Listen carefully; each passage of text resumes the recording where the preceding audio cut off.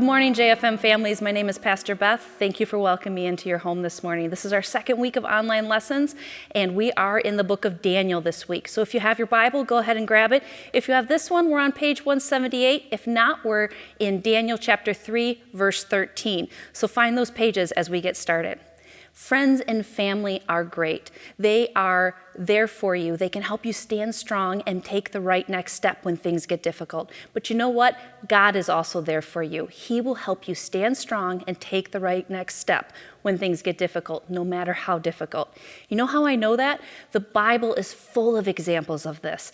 All throughout history, God has provided for people for safety and protection. And the beautiful thing about the Bible is every single story in it is true. So let's open up.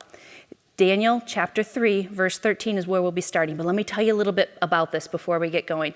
King Nebuchadnezzar is in charge, and he is not very nice.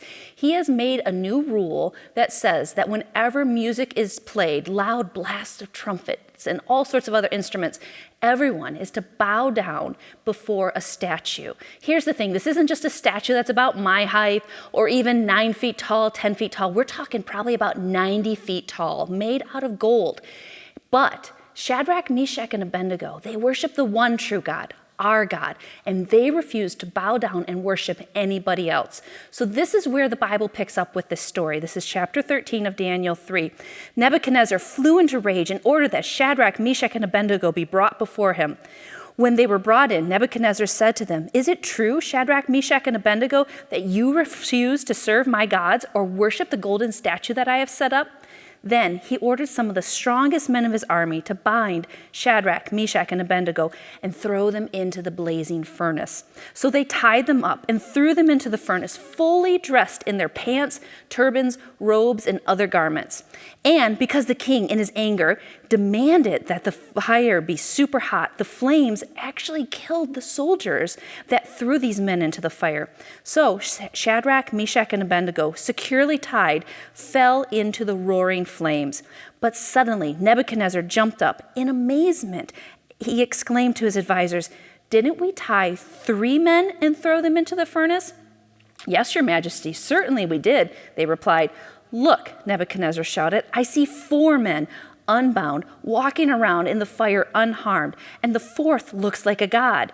Then Nebuchadnezzar came as close as he could to the doors of the flaming fire and shouted, "Shadrach, Meshach, and Abednego, servants of the Most High God, come out, come here." So Shadrach, Meshach, and Abednego stepped out of the fire. Then the high officers, officials, governors, and advisors crowded around them, and they saw that the fire had not touched them at all. Not a hair on their head was singed, and their clothing was not scorched. They did not even smell of smoke. God was able to provide for them, and they were able to do the next right thing by not bowing down to worship the God that King Nebuchadnezzar had. So I have an object lesson for you guys.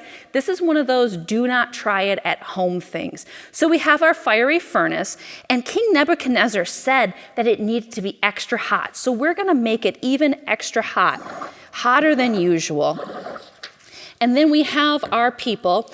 This is Shadrach, Meshach, and Abednego. They are going to go into the fiery furnace, and we are going to light this fire and see what happens.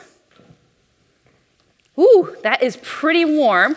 Oh, but look at that. Fire is gone, and here's the really cool thing about this.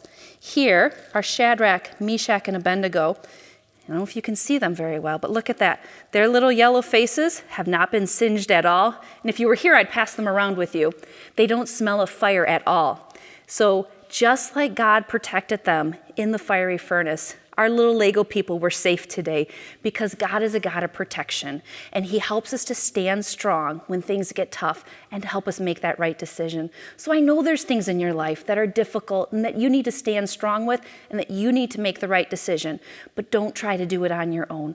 Lean on God, lean on your family, and press into the Bible. It will help you. I love you. I can't wait to see you again. Look forward to joining you next week in your homes. Thank you.